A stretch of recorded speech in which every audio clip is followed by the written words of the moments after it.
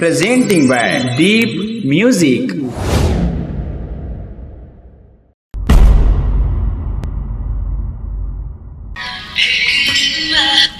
Hello hello जिज्ञासा। हाँ जी। अरे यार 4-5 साल हो गए हमारे रिलेशन ला, कब मना थे अपन दाई दादा? अरे पगला ती दाई दादा कहते मैं पूरा खानदान ला मना। चल ठीक है, फिर मिल मुला आमा बगीचा में। आम बगीचा में हट आता ना। ठीक ठीक।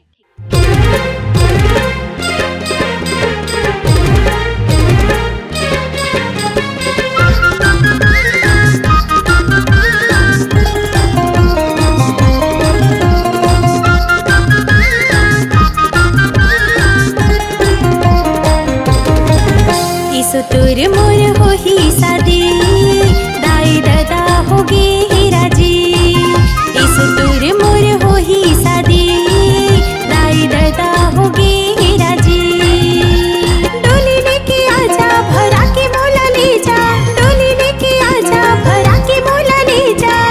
काहे नहीं भांजे दाई दादा राजी। ऐसा तुर मोर हो ही शादी दाई दादा हो गे राजी।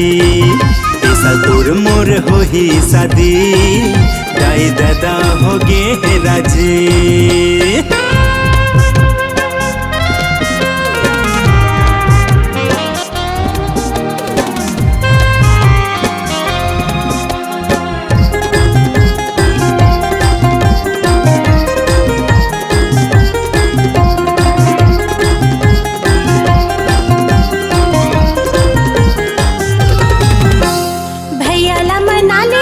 भौजीला मना ले हम, दीदीला मना ले हम, भाईला मना ले हम।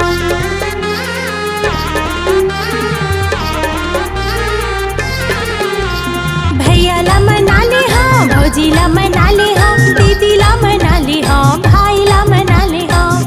आप मरे बतरे दाई दादा राजी। ऐसा तोर मोर हो ही शादी दाई दादा हो गे राजी। इस तोर मोर हो ही शादी दाई दादा हो गे राजी।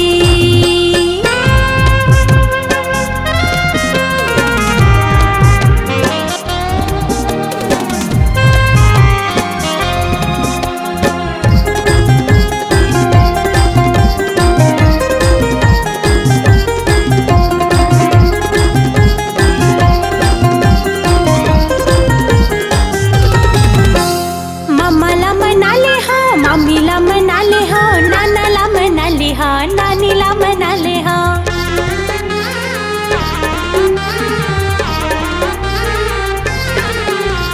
मम्माला मना ले हाँ, मम्मीला मना ले हाँ, नानाला मना ले हाँ, नानीला मना ले हाँ।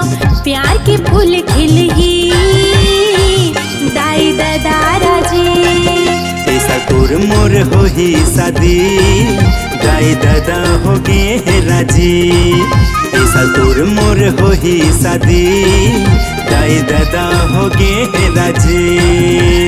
डोली लेके आजा भरा के मोला ले जा, डोली लेके आजा भरा के मोला ले जा।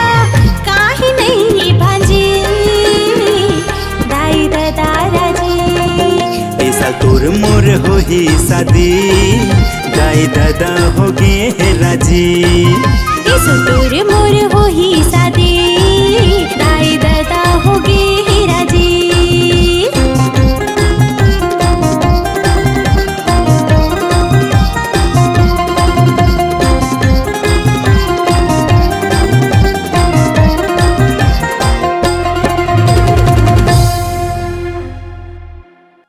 संगवारी हो नवा नवा गाना सुने बर और देखे बर हमर दीप म्यूजिक चैनल ला लाइक शेयर सब्सक्राइब करे बर बिल्कुल झन भुलाहू और नवा अपडेट पाए बर घंटी के बटन ला जरूर दबाओ।